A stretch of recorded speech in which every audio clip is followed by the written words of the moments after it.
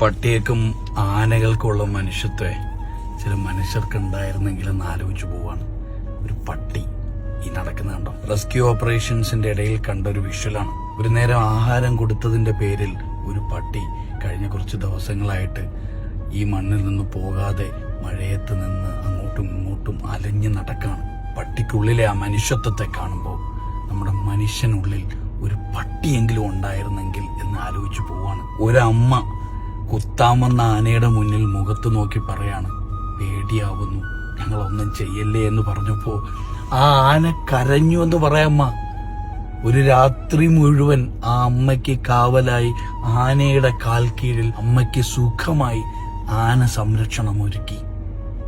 ആനയ്ക്കുള്ളിലെ മനുഷ്യനെ ഓർക്കുമ്പോൾ നമ്മുടെ മനുഷ്യനുള്ളിൽ ഒരു ആന ഉണ്ടായിരുന്നെങ്കിൽ എന്ന് ഞാൻ ആലോചിച്ചു പോവാണ്. എനിക്ക് തോന്നുന്നു മിണ്ടാപ്രാണികൾക്ക് ഇങ്ങനെ ചേർത്ത് പിടിക്കാൻ സാധിക്കുന്നത് അവരുടെ ഉള്ളിൽ വർഗീയമായി ചിന്തിക്കാൻ പറ്റുന്ന ഒരു രാഷ്ട്രീയ ബോധമില്ലാത്തത് കൊണ്ടായിരിക്കും.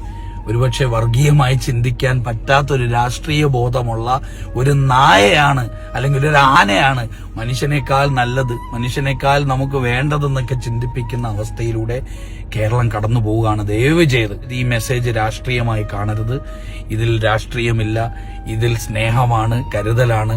ഈ മെസ്സേജിലൂടെ പറഞ്ഞു വെക്കാൻ ശ്രമിക്കുന്നത് ഒന്നേ ഉള്ളൂ, മിണ്ടാപ്രാണികൾ കാണിക്കുന്ന നന്മ ഈ നിമിഷം നമ്മൾ മലയാളികൾ, കേരളീയർ, മനുഷ്യർ കാണിക്കണം. ജാതിയും മതവും വർണ്ണവും പാർട്ടിയും കൊടിയും ഒന്നും ഇവിടെ പ്രസക്തമല്ല. ഇവിടെ പ്രസക്തമായത് മനുഷ്യനാണ്, ജീവനാണ്. ആ ജീവൻ സംരക്ഷിക്കണമെങ്കിൽ നമ്മൾ ഇറങ്ങി പ്രവർത്തിക്കണം, പ്രാർത്ഥിക്കണം. പ്രവർത്തിച്ചില്ലെങ്കിലും പ്രാർത്ഥിച്ചില്ലെങ്കിലും അറ്റ്ലീസ്റ്റ് ഒരു മിണ്ടാപ്രാണിയായി മിണ്ടാതെയെങ്കിലും ഇരിക്കണം.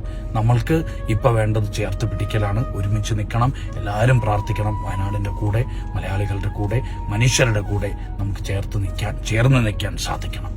പ്രാർത്ഥനകൾ.